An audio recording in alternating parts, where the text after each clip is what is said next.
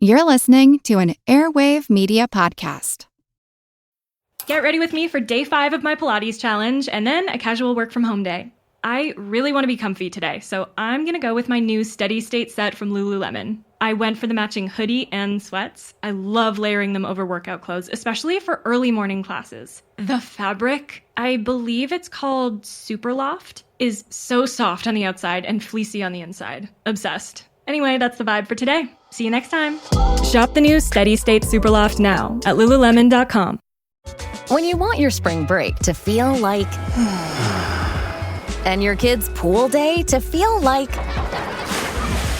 and your hotel bed to feel like... ooh, and room service to feel like... because at Hilton, hospitality feels like... Your cabana's ready. Would you like fresh towels? It matters where you stay. Book now at Hilton.com. Hilton, for the stay. Hi, I'm Ellie. And I'm Lisa. And we're the hosts of Sweet Bitter, a podcast all about Sappho. So tell me, Ellie, why do I need to know about Sappho? She was the first woman writer we hear from in the Western world, and the first lyric poet, and in my opinion, one of the best lyric poets of all time. Oof, no bias there at all. No, not at all. You may have also seen the meme Sappho and her friend circulating the internet. That is a reference to the erasure of Sappho's identity as a woman who loved other women in her time. She is also where the words sapphic and lesbian originate from. Find Sweet Bitter, a Sappho podcast, wherever you get your podcasts. We can't wait to see you there. This episode is brought to you by our Patreon members. Thank you so much. And if you're not a member, consider joining. Members get extra episodes just for Patreon subscribers, and all our episodes ad-free. Membership starts at just $2 a month. Go to patreon.com/ancienthistoryfangirl for more info. And as always, thanks for listening. If you don't like the answer, don't ask the question.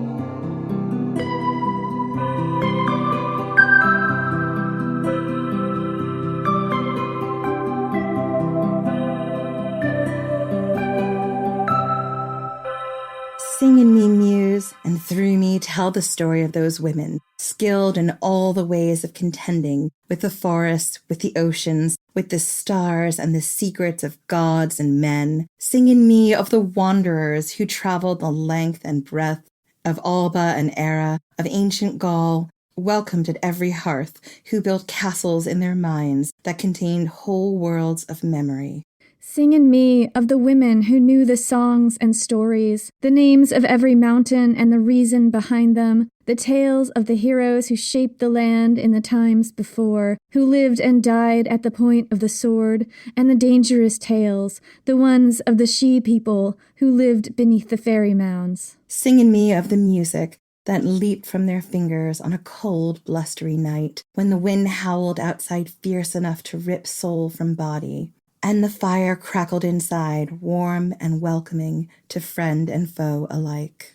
Sing in me of the laws of men and gods, of the persuasive words that could stop a thundering charge in its tracks, that could pick the fairest path between the fiercest rivals and end 1,000 years of bloodshed. Sing in me now of the sisters of the islands who could bend the winds to their bidding, who could call up storms and bid the waves to rise, who communed with seabirds and conversed with dolphins, and who could see the future without despair. Sing in me, muse, of the women who walked the old roads long ago, their destruction following close behind them. Let us catch a glimpse just once of the women wise and magical, who clung to their land and lost it, who believed no one, not one of us, ever really dies.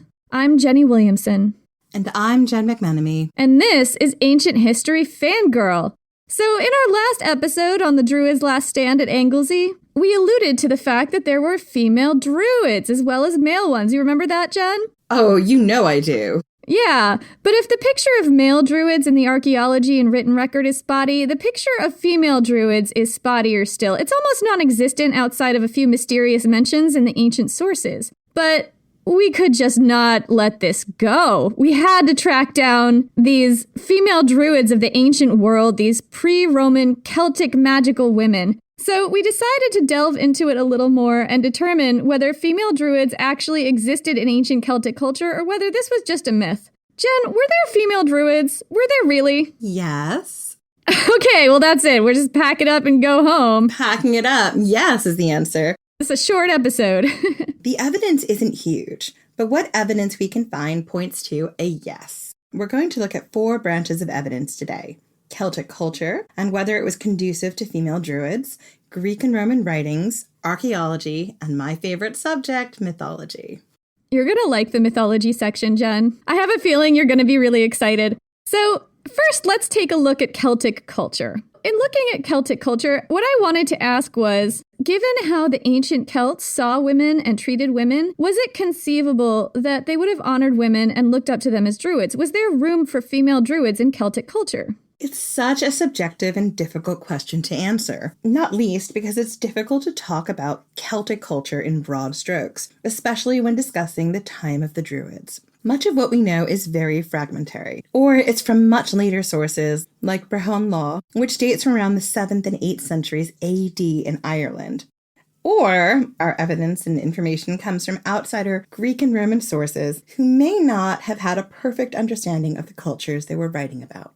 But given what we know from the flawed and faulty sources that we have, there were no roles in Celtic culture that were specifically closed to women. Women could be bards, healers, warriors, rulers, ambassadors, and anything else that men could be. Women had elevated rights in Celtic cultures as compared with the Greeks and Romans. That didn't necessarily mean that all Celtic cultures were a feminist utopia, but it did mean that they had a little bit more power in their cultures than Greek and Roman women. But the bar on that is very low. The bar is exceptionally low, but they had more freedom than their Greek and Roman counterparts, which, remember, every time a Greco-Roman writer comes across this, they tend to find this completely wild and unacceptable. Yeah, or they have to make a big mention of it if it's a woman doing something that they think is something only men can do. So anyway, women, like we said, we conjecture had elevated rights in Celtic cultures as compared with the Greeks and Romans. For instance, in Celtic culture, both men and women brought a dowry to the marriage. In Greece and Rome, the woman alone brought the dowry, making daughters expensive to marry off, whereas sons brought in money when they married. But in Celtic culture, both women and men brought a dowry to marriage. This meant both husband and wife would enter the marriage on a more or less equal footing, although the rules were a little more complex than that about who had more power in the marriage. It was whoever brought more wealth into it, male or female, which I think explains why we see Celtic queens like Maeve and Cartimandua in such a dominant role in their marriages. Do you remember when we did The Hound of Ulster a while back, Jen? I was just thinking the same thing in the Cattle Raid of Cooley. It makes so much more sense. Yeah, it totally does, because what I'm thinking of is the sort of anecdote that begins the Cattle Raid of Cooley, where the Queen Maeve and her husband Ailill, who is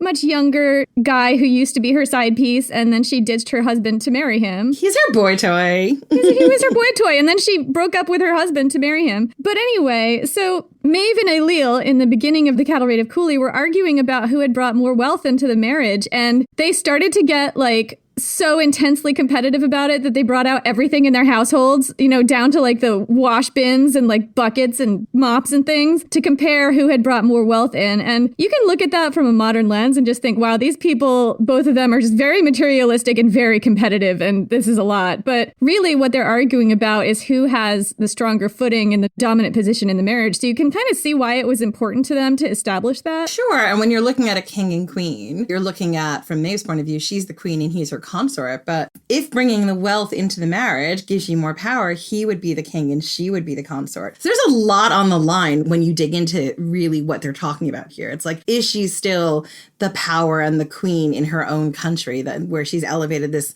side piece to now be her husband? Or has he brought more and now he's the king? And I'm not really sure how that would track. If he brought more wealth into the relationship, that gives him the official title of king. No, and that's his subtext. That's what he's trying to say to her, haha. Am I the head of the household or are you the head of the household? That's kind of the question they're wrestling with there. Listen, everyone knows Maeve's head of the household, but good try, Leo. Maeve is the boss. She is on top. So the dowry would be set aside to accumulate wealth during a marriage. And if the husband died before the wife, she would inherit his dowry and her dowry and everything else. women were allowed to divorce. And when they did, they took all the property they came to the marriage with. What's interesting about this to me is I look at the plight of women in ancient Rome specifically that we've read about and what happens when they either divorce their husband or their husband dies or they lose that relationship somehow. They wind up having to go back to live with their family, like go back to their father's house or something like that. Or their brother or the oldest male member of their family. Like, I think they kind of come as a dependent and then they're kind of just stuck in this household with this now father or brother who now has complete control over their life and who they marry again and whether they marry again and all that stuff.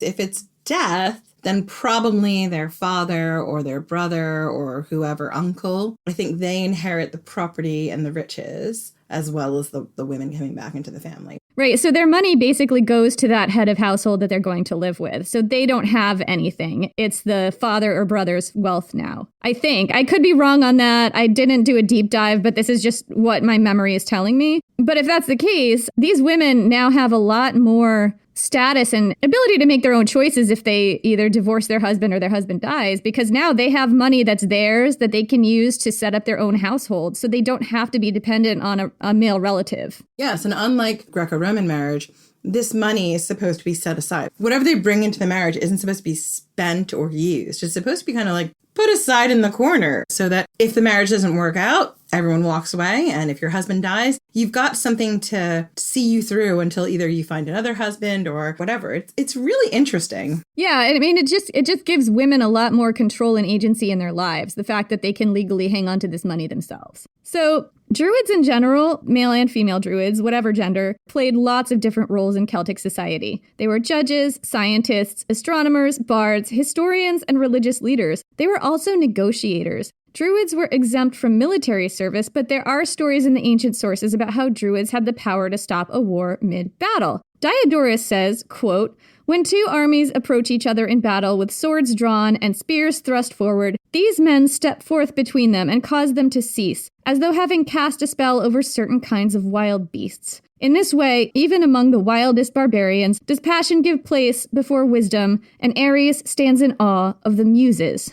I mean, Diodorus. There's definitely like the Celtic people are wild beasts dehumanization thing going on in this paragraph. Yeah. So, women in Celtic societies played a specific role as diplomats, negotiators, and judges. Plutarch tells us of a time when two Celtic tribes had an altercation sometime in the ancient past, before the Celts, quote, crossed over the Alps. Here's what Plutarch has to say about this time in the deep past. Quote, "Before the Celts crossed over the Alps and settled in that part of Italy which is now their home, a dire and persistent factional discord broke out among them, which went on and on to the point of civil war.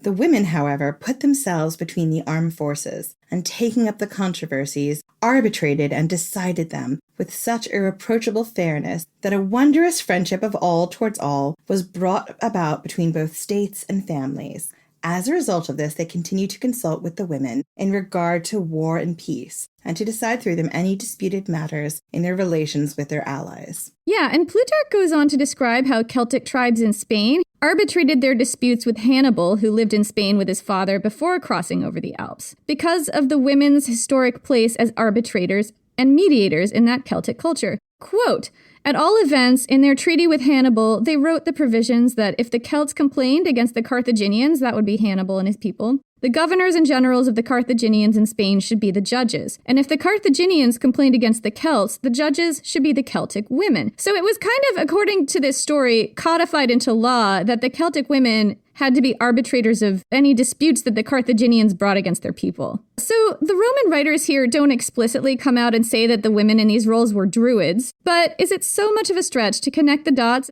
and suggest that they could have been? This was a role that Druids would have played in a community, this role of negotiator and arbitrator. And you see male Druids playing a role that involved mediation between two sides in wars. Or is it so much of a stretch to suggest that there could have been female Druids, since the Celts were used to seeing women in positions of authority as mediators, leaders, and judges? If we look at the cultural evidence, I think that there's room for female Druids in the culture. It's a good question. Maybe we'll have some answers after this ad break.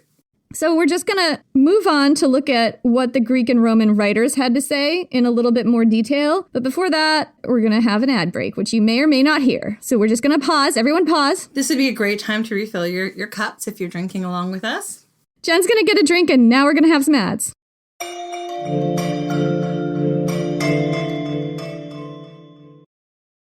We all have that dream trip we've been wishing we could go on. But too often, life, or usually price, gets in the way. That's why Priceline is here to help you turn your dream trip into reality. With up to 60% off hotels and up to 50% off flights, you can book everything you need for your next adventure. Don't just dream about that next trip. Book it with Priceline. Download the Priceline app or visit Priceline.com and book your next trip today. Go to your happy price, Priceline. Spring is here, and there's a whole new way to chai at Starbucks that's made perfect for you. Choose your sweetness, dial it up, or keep things light. Add a touch of pistachio, a hint of strawberry, or vanilla, or make it a spring classic with lavender. Because this season, there's endless ways to chai at Starbucks. Eczema is unpredictable, but you can flare less with Ebglyss, a once-monthly treatment for moderate to severe eczema.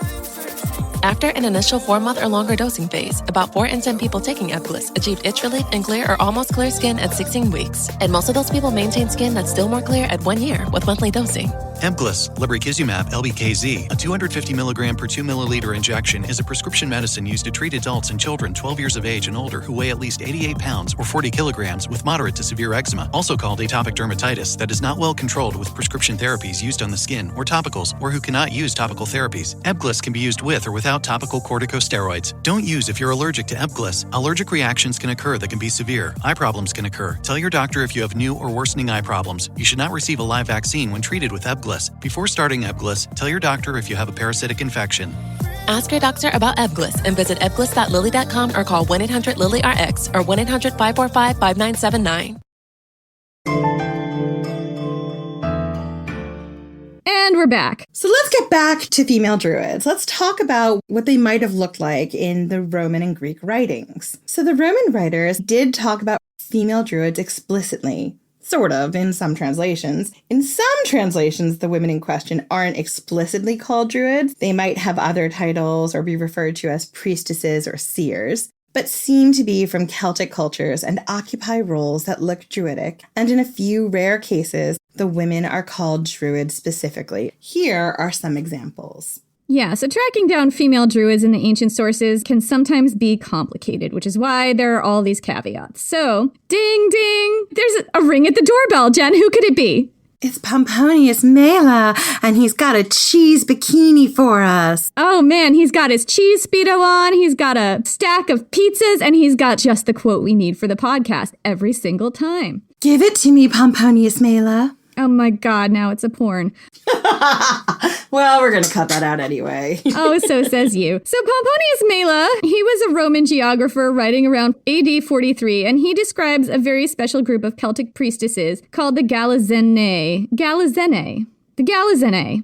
That's what they're called. Say it with confidence, babe. Exactly. Just say it like you know how to say it. He says, quote, "In the Britannic Sea, opposite the coast of the Osismi, the Isle of Senna belongs to a Gallic divinity and is famous for its oracle, whose priestesses, sanctified by their perpetual virginity, are reportedly 9 in number. They call the priestesses Galazenae, and think that because they have been endowed with unique powers, they stir up the seas and the winds by their magic charms, that they turn into whatever animals they want, that they cure what is incurable among other peoples, that they know and predict the future, but that it is not revealed except to sea voyagers and then only to those traveling to consult them." So he doesn't actually come out and call them druids, but they're Celtic magical women who can control the seas and turn into animals and predict the future and heal people. So female druids, yes? That's a yes from me. Yeah. There are only 2 druids specifically mentioned by name in any ancient Greek or Roman source. One is Diviciacus of the Aedui, an important Gallic ally to Caesar who appears in the commentaries. The other is a woman. Cassius Dio mentions her in passing. Her name is Gana, and she traveled to Rome to be honored by the Emperor Domitian. And that's basically all we get about her. We have her name, and that's it, and that she traveled to Rome to be honored by Domitian. So, you also see a glimpse of women who might have been female Druids in Tacitus' account of the destruction of Mona, the Druids' last stand. We told that story in our last episode, so we're not going into it in a huge amount of detail here, but suffice it to say that Anglesey, or Mona, is an island off the coast of northwestern Wales that was believed to be the last stronghold of the Druidic religion, and a center of resistance when the Romans were in the midst of conquering Britain. Finally, the Romans decided to strike at the beating heart of the rebellion by destroying the stronghold of the Druids in Anglesey once and for all. This was the description in Tacitus, who was the son-in-law of Agricola, who eventually led the Roman conquest of Britain and who may have been an eyewitness to these events. I read this passage in the previous episode, but I'm also going to give it to you here because I just need to put it in here. Well, sometimes the context really makes a massive difference. I find as we go deeper into the podcast, into learning the history, like it's one of those things where every single time I come back to things I learned earlier, I was like, oh my God, this is so much richer. Well, let me just read you the quote and then I'll talk about what I want to emphasize in it this time around. So, quote, "On the beach stood the adverse array, a serried mass of arms and men, with women flitting between the ranks. In the style of the Furies, in robes of deathly black and with disheveled hair, they brandished their torches, while a circle of Druids, lifting their hands to heaven and showering imprecations, struck the troops with such an awe at the extraordinary spectacle that as though their limbs were paralyzed, they exposed their bodies to wounds without an attempt at movement. Then, reassured by their general, and inciting each other never to flinch before a band of females and fanatics, they charged behind the standards, cut down all who met them, and enveloped the enemy in his own flames." So, this is a really intense quote, and it's basically an eyewitness account of a genocide, I think. And what I wanted to emphasize here, this time around, is the women in this quote. The women flitting between the ranks in the style of the Furies with disheveled hair, wearing black robes, and Tacitus says that they're flitting around amidst a circle of Druids, but the women could also be Druids. The only thing that I question is women in Greece and Rome could have ceremonial priestess power in different cults, so I wonder why he would think that these women aren't Druids. Yeah, I have no idea why they wouldn't think that. So it wouldn't have been weird for Agricola or Tacitus to see women with a religious role, but I just think it's interesting that they don't credit the women in this scene with a religious role, and I don't know why that is. So that was supposed to have been the end of the Druids, of whatever gender, but they come up later in the sources. What we're about to quote is from the Historia Augusta, which is kind of outrageous, factually dubious. The author and date are unknown. It's definitely me and my time-traveling machine. And it's sometimes described as the Ancient World National Enquirer, because if I was going to write something about the ancient world, it would be about as good as the National Enquirer, let's be honest. So this is all just to give you the caveat that this is not the most trustworthy of ancient sources. The Historia Augusta is such fun. You guys should just read it for fun. It's so much fun. In our mini-sode series about Commodus, I used it as like a massive source, and it's just hilarious. There's just so much wildness going on. It's also maybe not the most trustworthy source, but it's also a little terrifying in some of the stories it tells. It's very salacious, and it's great when you have actual sources you can trust and you can triangulate a little. Mm-hmm. I read that in the Historia Augusta, which definitely is telling me that Bat Boy is real. And then here's Cassius Dio and Suetonius both mentioning the Bat Boy. But here's Cassius Dio and Suetonius both mentioning it. So maybe something is happening that I need to pay attention to in between the lines. Just bear in mind, I did not triangulate any of this, but we're going to use it anyway. If you're using us for your history class, please be advised we're not historians. Think of us like the Ancient World National Enquirer. We're the Historia Augusta. Jen wrote it. It's fine. The thing about the Historia Augusta is that it mentions female Druids in passing a couple of times. One was during the reign of Alexander Severus, a young emperor who died tragically, and we talk about him in Child Emperor's Lambs to the Slaughter. That was a long time ago. It was so long ago. I do remember a whole lot of going, oh God, poor Alexander Severus, every time, this poor kid. Yeah, he did not have a good time. He was killed at war by his own troops during a mutiny. And the Historia Augusta tells us that before he left, it was a female Druid who called out, "Go, but do not hope for victory, and put no trust in your soldiers." Alexander Severus died in 235 AD, but the Historia Augusta also tells us that a later emperor, Aurelian, also consulted with some druidesses in Gaul, asking whether the imperial line would stay in his family. The druidesses said, quote, "None would have a name more illustrious in the Commonwealth than the descendants of Claudius, and as far as I know, Aurelian was not of the house of Claudius, so this was not good news for him." I mean, to be fair, that makes a lot of sense based on what we talked about last time. The druidesses weren't here to make Romans feel good. They were here to make Romans feel bad, you know? They were here to say, doom is coming. They wanted to predict doom and gloom and destabilize the emperor. Sit down and strap in because your doom is here. It's like they're playing the role of the Banshee or perhaps the Morgan. And that's a really interesting connection, this connection between women and doomsaying. You know, it is in their mythology. We see it like we had in our Halloween episode. We saw it with the Banshee. We saw it with lots of stuff. This is something that is there for us to see. Yeah, so that would have been sometime between 270 and 275 AD, this last time with Aurelian, long after the brutal suppression of the Druids and the conquest of Britain. That tells us there were some Druids around still, and they were sometimes consulted by emperors, and a lot of the time they predicted doom and gloom. Maybe at this point, the Britons were so Romanized that the Druids had very little cultural power and were seen as less of a threat, which meant that the emperors would allow them to do this. Or maybe the Historia Augusta is full of shit, and we're so gullible that we're falling for it. Also possible. Maybe not. There's a feeling that some of the old Irish tales, come from this, period in a time where you had the Celtic peoples fighting against an outside force, which we don't know who it is because this has all been translated down to us by Christian monks much, much later. Yeah, it's kind of like a game of telephone. These are all stories, oral histories written down by monks 1,000 years after these events, if they date to these events at all, which we don't know. We don't know. But it's possible that might be what they're talking about as this cultural clash, this time in which they were being put down by these outside forces and constantly fighting the same battle over and over again. Like a horrible Groundhog's Day.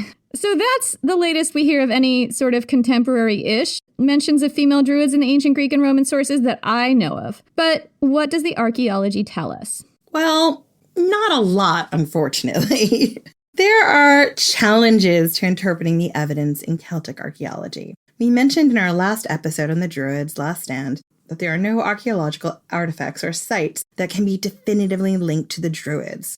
The Druids leave no archaeological trace at all, but there is some archaeological evidence that points to women in Celtic cultures having leadership roles, including possibly as priestesses. No discussion of female druids in Celtic archaeology would be complete without discussing the Lady of Veeks. In 1953, a remarkable grave was unearthed that dated from around 500 BC. During the wealthy but not extremely warlike Hallstatt culture, the Hallstatt Celts were all about the partying, they were less about the war. They had the giant golden cauldron. Massive amounts of drinking. They had the 9-person place settings of golden goblets and drinking horns, and they were very wealthy. They had amazing chariots and beautiful shoes and bling and jewelry from all over the ancient world, but they were not as warlike. They eventually evolved into the very warlike Latin culture, which came a bit later, but that's not what we're talking about now. So the Lady of Veeks was a Hallstatt woman who was very wealthy, and she was also very unusual. And we talk about Hallstatt and Latin Celtic cultures in more detail in an earlier episode on the Gauls, which is called Everything Belongs to the Brave. And we also talk about the Lady of Veeks there, but I'm going to repeat what we talked about regarding her in that episode because it's just so relevant, and she's the most likely evidence that I found in my research that points to a Celtic woman having possibly a lead magical role in her community. So let's talk about this grave. So the Lady of Veeks was in a grave that had never been looted, and this is extremely rare, and it provided some really interesting finds. The woman in the grave was clearly very high status. She was buried in a ceremonial cart with a bronze-headed staff placed across her chest. She wore an intricate golden torque, a sign of very high status in Celtic cultures, as well as a gold diadem and beads of diorite, serpentine, and Baltic amber. Some of her jewelry was locally made, and some of it imported from places as far away as Scythia and Greece. Perhaps the most interesting find was the massive crater, a large, iconically ancient Greek cauldron for mixing, storing, and serving wine. And wine in those days was often mixed with water, unless you were Scythian. Right, or Thracian. I was waiting for it. Yeah, you knew I was going to say that if you didn't. This is easily the largest vessel of its kind ever found. It could hold more than 1,000 liters or over 1,500 bottles of wine. Oh my goodness, I could have a wine bath. Or Prosecco. You could have 1,500 bottles of Prosecco in there. It'd be amazing. It's like a Prosecco bubble bath. Oh my goodness. It's like a Prosecco jacuzzi tub. So this crater was immense, but also built to be easily disassembled and reassembled with detachable panels labeled with Greek letters that indicate the order of assembly. I mean, that is crazy. That's like an IKEA, it's like an IKEA crater. Yeah, I think we said the exact same thing the last time we talked about the Lady of Viks. It's like an IKEA cauldron. It's so cool. You can like take it apart and travel around and then reassemble it wherever you are. And one thing here that tips me off that there was possibly a Druidic connection is the Greek connection. There's quite a few things about the Druidic religion that point to an older connection with Greeks, like Pythagoras, for example. And there's stuff in their philosophy about reincarnation specifically. People in the ancient world definitely made the connection to Pythagoras about that stuff. And I don't know if that's true or not, but it's like a really intriguing possible connection. For now, I think the simple takeaway here is that in the ancient world, it was widely believed that the Druids shared a philosophical root with some aspects of certain Greek cults and philosophies, including Pythagoras. But again, the reminder is the people telling us this are the Greek and Roman sources who would have been very familiar with Pythagoras' cult and would have been using that probably as a way to frame the things that they saw in the Druidic religion. Possibly, yeah. So it's not, a sure thing. You have to take it with a grain of salt. But what's interesting here that I would just want to point out is this Greek connection with this crater. And this crater in particular makes some historians believe that this woman held a place in her society as some kind of religious leader. Archaeologists believe that this crater might be not just an implement of hardcore partying and possibly a Prosecco jacuzzi, but also a religious object. Wine in ancient times wasn't just something you drank recreationally. In many cultures, well, sometimes you did, but not always. In many cultures, it had a ceremonial and religious function and was thought to induce a madness that made you feel closer to the gods. Ancient people saw something holy in alcohol's ability to sort of change your mindset and transport you beyond your earthly problems. And that's why wine so often played a significant role in religious rituals. And we don't know anything about the religious practices of the Druids or of the Hallstatt culture that this woman belonged to, if they were even one and the same. It's conjecture here. We're just looking at some circumstantial evidence. So archaeologists also found that the woman had some health problems that would have given her an unusual appearance. She had degeneration in her hip joints that suggest she may have walked with a distinctive waddling gait. She had an unusual asymmetric head shape and damage to her inner ear canal that suggested her head would have tilted to the right and her face may have had a twisted appearance. Due to her health conditions, it's fairly clear that this woman's appearance would have set her apart. Some historians have suggested that she was seen as holy and may have been a religious leader or seer in her community. Yeah, and in a lot of ancient cultures, there was a connection between having a physical disability and being closer to the gods. Sure, because in a lot of ways, that's a profession that you can also have. Yeah, like it's a profession you can have that doesn't require, I guess depending on the cult, but doesn't a lot of the time require a lot of physical labor. And also, if you have an appearance that really does set you apart, people may think you have that appearance because you've been somehow touched by or blessed by the gods or something like that. You can totally leverage it in your favor. Absolutely. So in Everything Belongs to the Brave, we went out on a limb and suggested that this woman could possibly have been a female druid. And that does not seem that out there to me, although there's nothing ostensibly linking her to druidry. Like we've said, there's no archaeological artifact that's ever been found that we can definitely say that's a druid artifact. There are a few pieces of circumstantial evidence that suggest she could have been a religious leader, including that crater, her unusual appearance and health defects, and it's possible, but not known for sure, which is basically the state of all archaeological evidence about female druids or druids at all. But it's probably the most substantial evidence archaeologically that we have about female druids. Other links between rich burials of upper-class Celtic women and druidry are even more tenuous. There's a burial in Rheinheim, Germany, of a high-ranking woman similarly swathed in Baltic amber and other elaborate jewels, with stunning drinking horns, dating from around the 4th century BC. She's sometimes called a priestess, although the only thing we see in her grave goods that could possibly indicate that are the drinking horns. And those aren't as big and ceremonial looking as the Lady of Viks crater. But who knows? You know, if you do research like this, you'll see articles about different burials, and sometimes they'll make claims that this was definitely a priestess. But when you read a little deeper, it's hard to say why they're saying that, or if they do say that, it's because of some evidence that seems very circumstantial.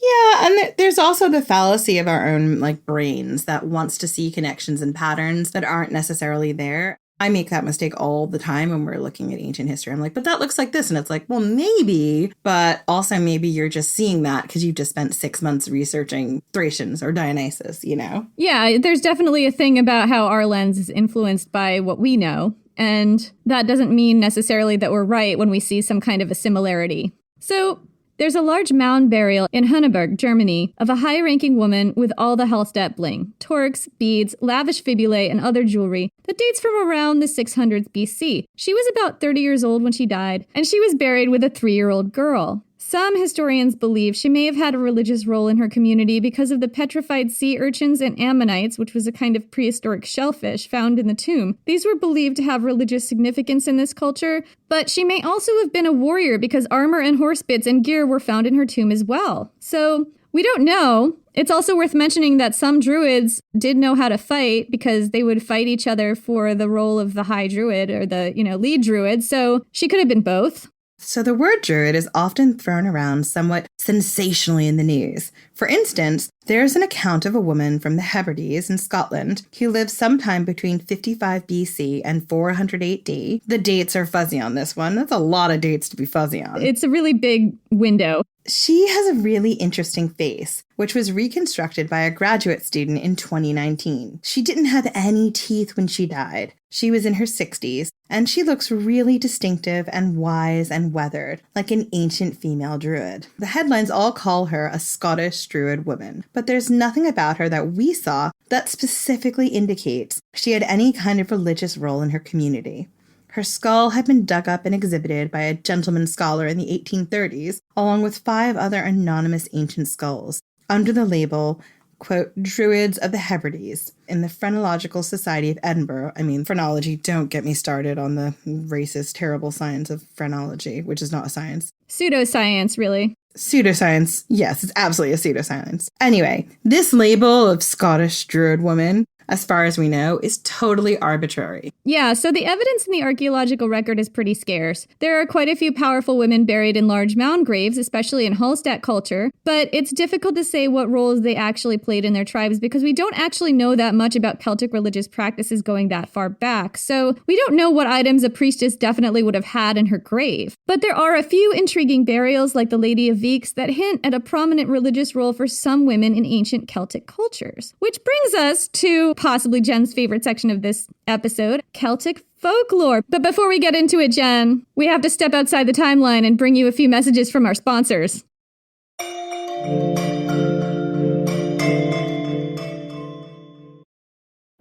Picture this, a curve in the road, a change in plans.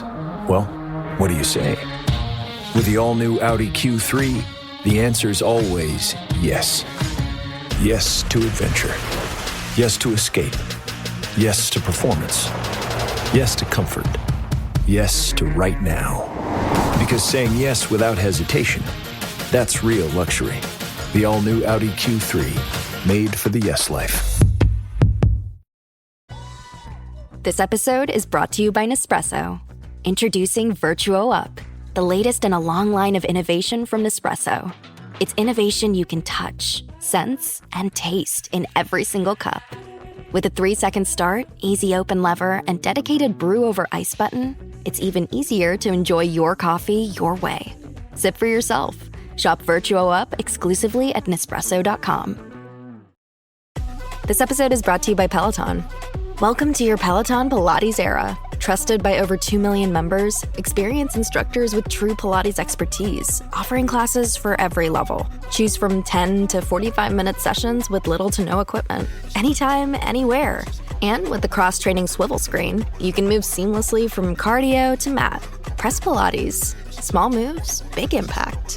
Find out more at onepeloton.com/Pilates.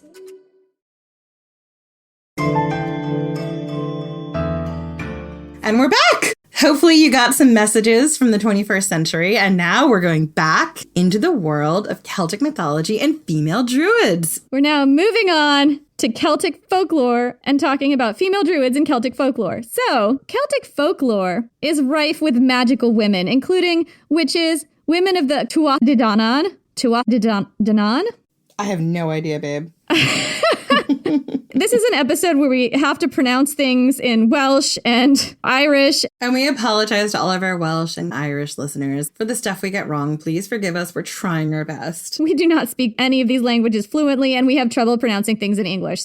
Who wrote this episode? A wizard did it. So anyway, women of the Tuatha Dé Danann and the fairy folk, goddesses and queens or princesses who use magic. These are among the magical women that you will encounter in Celtic mythology. And I'm not going to go into all the examples of magical women. What I really tried to do here was narrow things down to talk about human women, specifically referred to as female druids. In Irish folklore specifically, female druids had a special name, the Bandrui.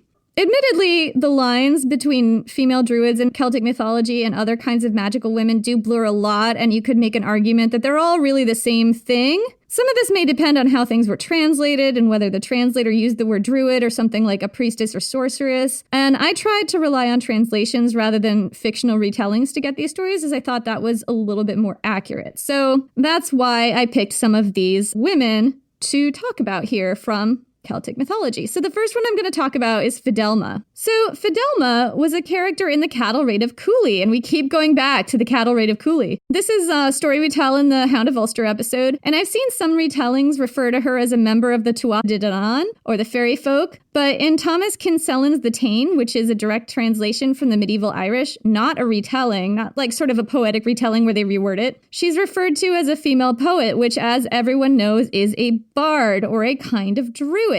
We told the story of the Cattle Raid of Cooley, and we talked about its history extensively in another episode, The Hound of Ulster, so I'm not going to go into the whole story here, but the basic gist of this anecdote goes like this. When Queen Maeve decides to go to war against Ulster because someone on the Ulster side refused to rent her his prized bull, and yes, this is actually why she declares war, she's met on the road by a mysterious young woman. The woman wears a red embroidered tunic and sandals with gold clasps. Her speckled coat is fastened with a gold pin. Oh, I love it already. I knew you were going to like the part where we talk about her bling, so I gave you that paragraph.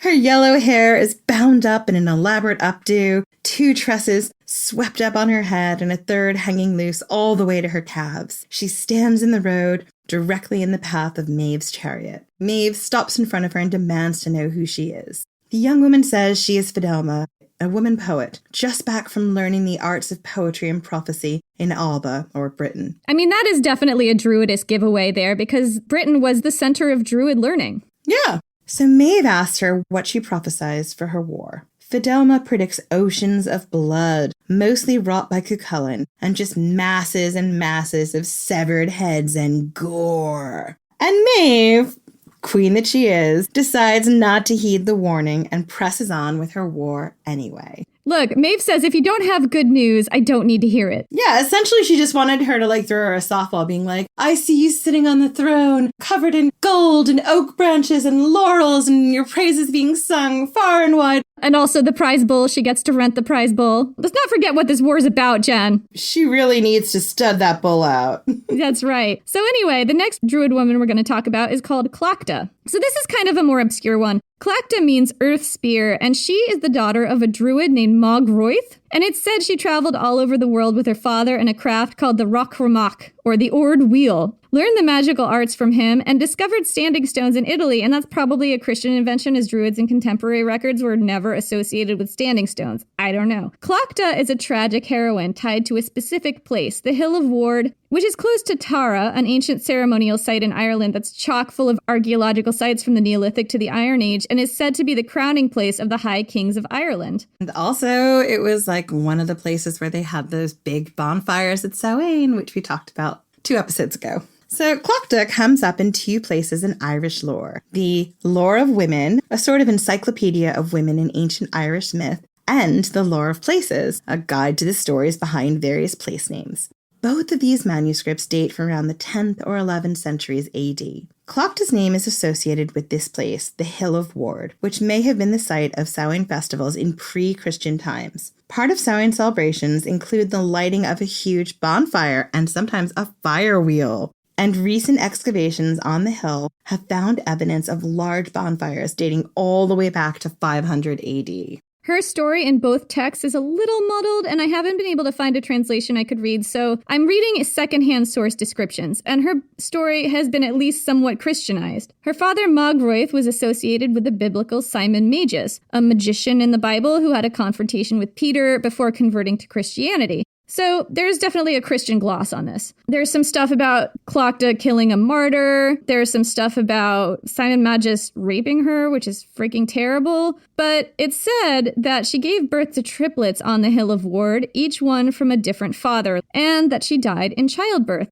Also, the triplets is kind of interesting because, like, when you look at different mythologies, when you have, like, children by different fathers, a lot of times that means, like, one of them is divine, one of them set out to be a hero. Yeah, and also, like, triplicate gods and goddesses. Triplicate goddesses in particular were a big recurring theme in Celtic mythology. I know in different mythologies, too, like, I think in Greek and Roman mythology. Well, and Christianity, the people writing it down, 3 is the divinity, it's the Holy Trinity. So you can't take away from who the sources are and what they're talking about, you know. She's been raped by this Simon Magus. Yeah, to me that all just smacks of like her being Christianized to death pretty much. Anyway, this is a kind of recurring theme in Irish mythology. A magical woman who dies in childbirth and gives her power to the land. See Macha, the goddess who gives birth to twins after winning a race and gives her name to Eamon Macha in the Ulster cycle. Death in childbirth would have been pretty common for women in Celtic societies. We've seen some statistics that say that the life expectancy was around 35 years old for women in ancient Celtic cultures. That wasn't because a large number of women died around then. It's the deaths in childbirth that skewed these statistics so young.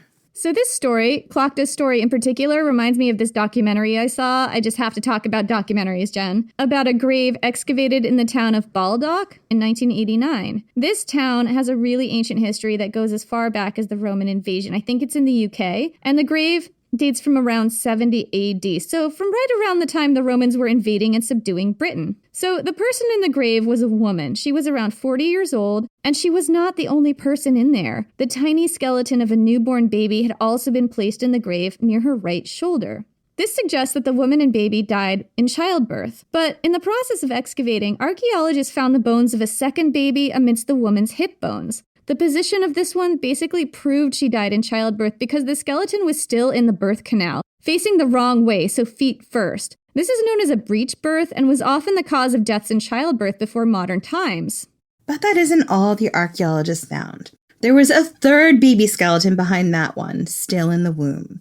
It's likely no one, not the woman, not her midwife, if there was one, knew about this third baby. The baby stage of development suggested they were about a month premature and that the birth would have happened unexpectedly. Although with triplets and twins, they do tend to be a little bit premature. Yeah, I think that's not uncommon. This woman's grave was found beneath that of a man in his 50s or 60s who had been buried a few years later. He'd been buried crosswise across the woman's grave, with his head resting above her outstretched hand. It's intriguing to think that this was her husband, buried near her when he died. Yeah, so according to the article, the author's name was Keith Fitzpatrick Matthews. This was the earliest case of triplets discovered anywhere in the world. There's one account of twins I know of in the ancient record where the mother survived and gave birth to twins, and that's Cleopatra. Yeah. She had twins with Mark Antony, remember? There were other people who had twins, but yeah, that's one that we know of. I mean, I'm sure there were definitely other people in history that had twins and survived, but that's the only woman I can think of in an ancient source who had twins and survived. Not saying there aren't others, that's just the only one I know of that was real and not mythological, because there are lots of twins in mythology too. So as soon as I read the Clocta story, it reminded me of this archaeological discovery. This death took place during the twilight of the time of the Druids. Anglesey and the Druids' last stand had happened only about, I think, 10 years earlier. And this was probably a world where everyone knew a woman who died in childbirth, particularly someone close to them. And of course, twins and triplets, although rare, would have been particularly dangerous to give birth to. And I feel like the Clocta story pulls back the curtain on a very common experience in the ancient world, having a loved one die in childbirth. Is it any wonder that Celtic people in ancient times would have been drawn to a myth that imparts a certain amount of power and holiness to women who died in childbirth? It makes emotional sense to me. Yeah. So our next story comes from the Fenian cycle, the story of Finn McCool, who's got the coolest name in all of Irish folklore. Finn McCool is an awesome name. So Finn McCool was an Irish mythological warrior in the same vein as Cuchulainn, and his story dates from around the same time as Cuchulainn. Actually, the earliest part of the story is found in the same book called the Book of the Dun Cow, which is a collection of stories from various parts of Irish mythology, some of which date as far back as the 7th century, but the collection was assembled in the 1100s AD. Anyway, when Finn McCool's father was killed, his mother sent him to be raised by his sister, a druidess named Bodmall, and her totally not platonic in our headcanon life partner, a warrior woman named Leoth Leocra. So Finn McCool had 2 mothers. I think that's so adorable. I love it. You know, there's so many things about the modern day that really upset me. And one of the things is this idea that, like, for some reason, queer people haven't existed throughout all of time. But every time you dig just a little bit deeper into the ancient source, there they are. They're represented and they existed. And it's so important that we make it our business to shine the spotlight on that. Yeah, so both women taught the young Finn McCool all kinds of things. Leoth Leocra taught him the art of being a warrior. She taught him how to use a sword and be tough. And Bodmall taught him wisdom. The 2 women kept him with them until Finn McCool's boyhood deeds began to become famous throughout the land. And by then, they believed he would attract the attention of the man who had killed his father. So they sent him out into the wide world, saying that they had taught him all they could. So long, kiddo. Good luck. Bye. So the next druidess that appears in Celtic mythology that I want to talk about is Relbeo. So Relbeo was a druidess who appears briefly in the Book of Invasions, which was a manuscript assembled by an anonymous person sometime in the 1100s that purports to be a history of Ireland from the beginning of time, all the way back from the beginning of time to the Middle Ages. And up until the 1800s, this was believed to be factual, but now it's widely regarded as mythology. Relbeo was described as the daughter of the King of Greece and the mother of the memorably named Alba One-Tooth and Fergus Redside. She traveled with her son's army, and while they were besieging a castle, she transformed herself into the spitting image of the concubine of the king of that castle, named Connor, and snuck in and insinuated herself into Connor's bed. From there, she sent important intelligence to her son's army, such as where the weak points were in the walls. So the son sent their warriors and hurtful animals against the weak points, driving away Connor and his war host. What's a hurtful animal? It's not that clear, but I just thought it was an interesting turn of phrase. I mean, it's clearly a war elephant. It must be a war elephant. They're very hurtful when they want to be. So the Book of Invasions tells us that while the battle between warriors was going on, there was also a battle between druidesses. It gives frustratingly little detail about that. Here's an interesting thing to point out. The mention of Greece in Relbeo's story. The poems and stories in the Book of Invasions date from mostly the thousands AD, so they aren't ancient or contemporary to Druids, but it still points to a link between Greek philosophers and Druidic thinkers, one that's very ancient. You can find it in Diodorus, writing in Julius Caesar's time. He calls the Druids' belief in reincarnation, quote, the Pythagorean doctrine. You can also see it in Ammianus Marcellinus, writing in the 300s AD. There may be a link between the belief in reincarnation or survival of the soul after death, something that Caesar and others claimed made the Celts fearless in battle, and the philosophies of the Greek Pythagoras. There may have been an ancient intellectual connection between the 2 worlds. Let's talk about Welsh magical women, because we've talked a lot about Irish magical women. And Jen insisted that I include this. At first, I really didn't want to. I just wanted to talk about women who were specifically ID'd as Druids in the ancient mythology, and a lot of that, for whatever reason, is in Irish mythology. But Jen was like, no, you have to include the Welsh mythology.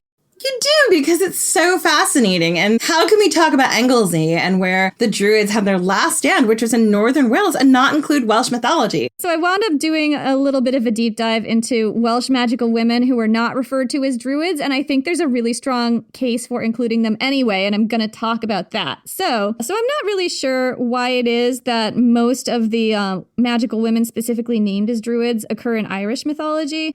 But my theory is that if England was a time capsule to a more ancient version of Celtic culture in Caesar's time, one that was untouched by Mediterranean influence, Ireland's Celtic culture was a time capsule to the time capsule. Ireland was never invaded by the Romans. Its connections to the most ancient aspects of Celtic culture may have continued for longer than they did in other parts of the UK, and may have been transmitted in purer form to the medieval monks who started writing things down in the thousands AD or thereabouts.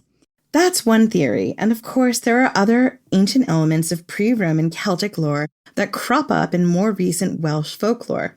Magical cauldrons, Magical severed heads, magical weapons, and things like that spring immediately to mind. And you can look at some magical women in Welsh mythology and see some interesting connections to older traditions that harken back to the Druids, even if the myths don't call them that specifically. One place to look is Arthurian legend. Yeah, so the history of the Arthurian cycle is a rabbit hole that I found really confusing. The Arthurian cycle has French roots, it has English roots, and it has Welsh roots. The British monk Geoffrey of Monmouth wrote one of the most famous versions of the story in, I believe, the 1100s AD. And of course, Chrétien de Troyes, in the same century, wrote a lot of Arthurian poetry and possibly invented Lancelot. He was the one that kind of gave it its romantic sheen. But what I'm going to talk about now is Welsh mythology, which is possibly older. One place to look for magical women in the Welsh Arthurian cycle is the Mabinogion. I'm sure I'm screwing up the pronunciation on that, but that's the best I can do.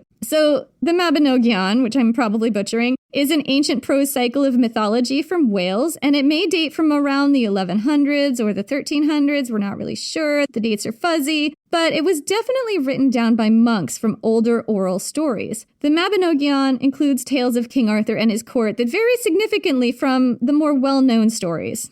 There's also The Spoils of Annabin, a poem in which King Arthur travels to the underworld. It's notoriously difficult to date. Some scholars suggest that it may be as old as the 600s AD, or perhaps date to the 900s. That would make it among the oldest Celtic myths we've encountered. The Spoils of Annabin is kind of fragmentary, but in that poem is an account of 9 virgin priestesses who live on an island, like the Galazene. 9 virgin priestesses on an island? What does this remind you of? I mean, what could they be getting up to on that island? Controlling the weather and the winds, obviously, and prophesying. Controlling the fates of men. Yeah.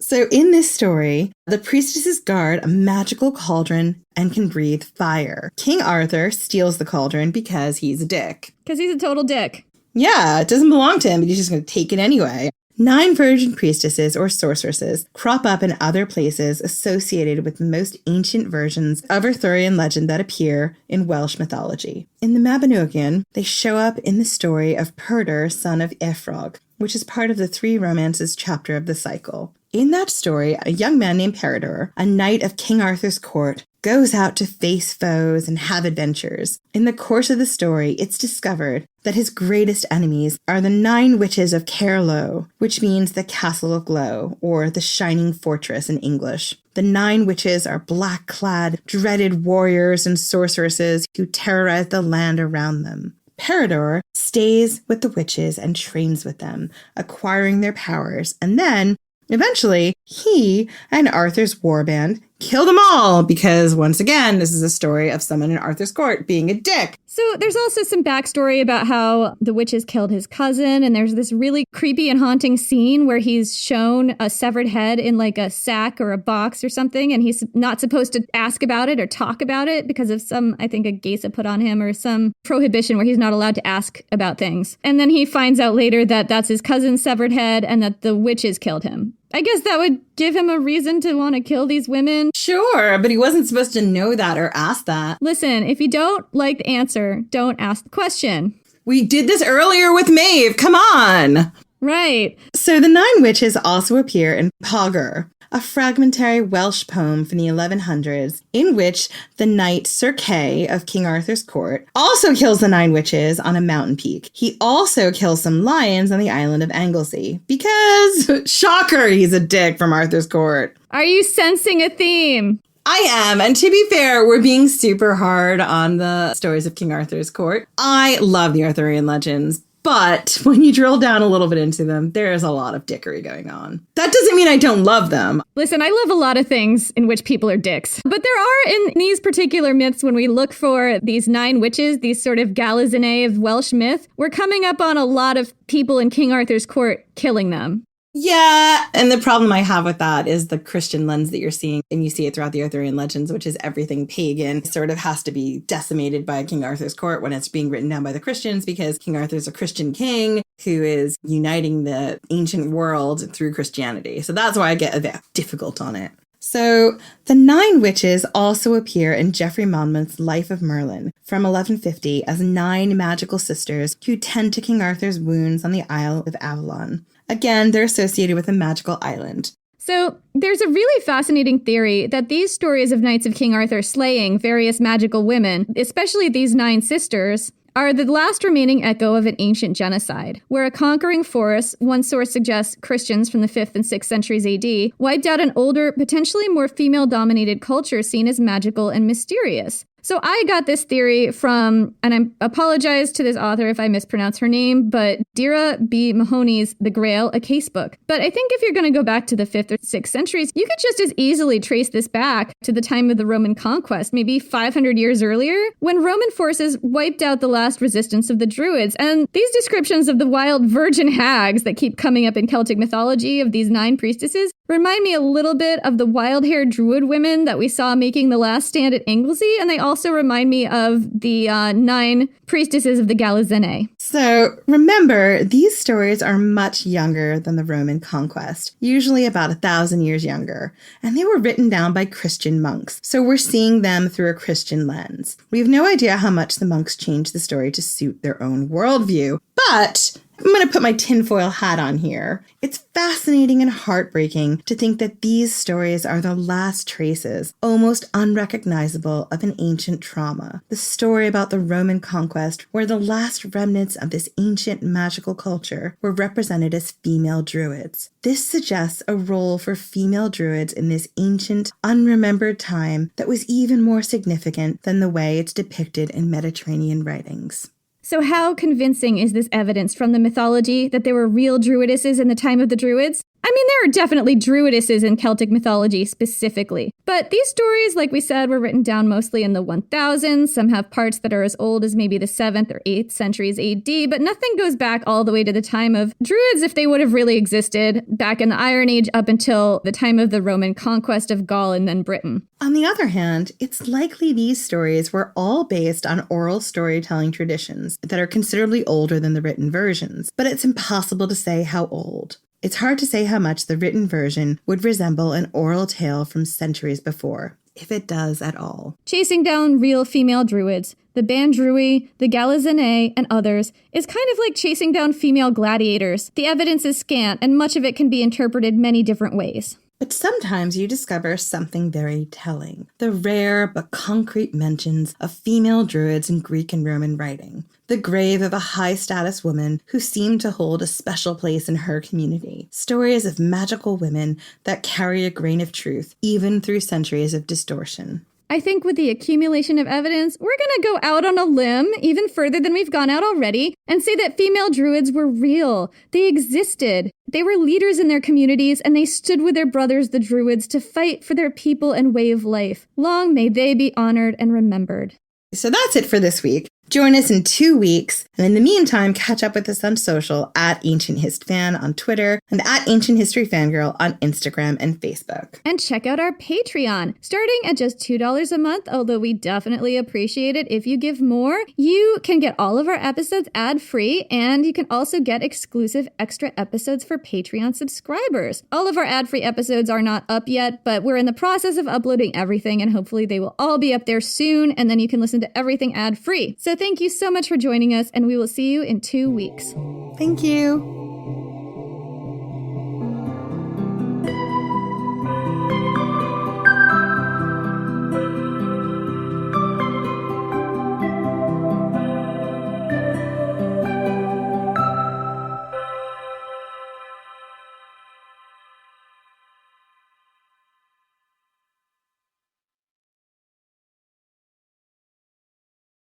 Grown-ups, if there's a child in your life who is interested in, curious about, or fascinated by people and places from history, then my podcast, The Past and the Curious, might just be a hit in your home. From the invention of microscopes to world-traveling dogs to fashions of the 1890s, gold rush ghost towns, and audiences going wild for walking competitions, we've got a little bit of it all. Hosted by children's author and museum educator Mick Sullivan, that's me, the show is fun, funny, engaging, honest, and beloved by kids and parents alike. Find The Past and the Curious at all the usual podcast places.